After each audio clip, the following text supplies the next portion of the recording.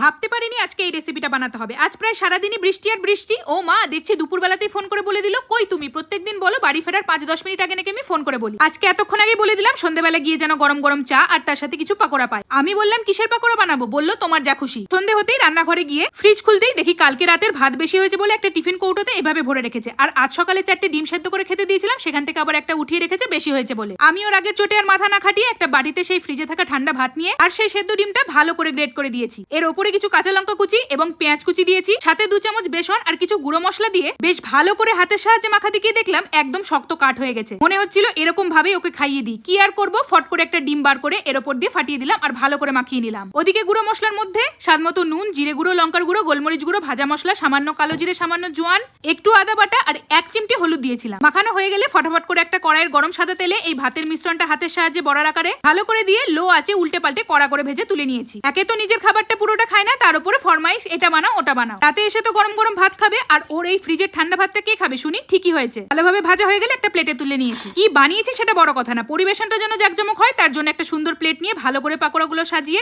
সাইডে tomato sauce দিয়ে ready করতেই দেখি ও চলে এসেছে। সেই বলছে কই পাকোড়া দাও দেখি। নিয়ে এক কামড় দিয়ে বলছে বাহ, খেতে তো ভালোই হয়েছে, এটা কিসের? আমি বললাম তুমি বলো। বললো বেসন এবং ডিমের। আমি বললাম হ্যাঁ। বাবা বললেই বিপদ, বাকিটা না হয় ওই ভিডিওতেই দেখে নেবে। তবে একটা বানাতে গিয়ে আমি খেয়ে দেখেছিলাম, খেতে কিন্তু মন্দ হয়নি। বাসি ভাতটা এভাবে গতি লাগাবো ভাবতে পারিনি।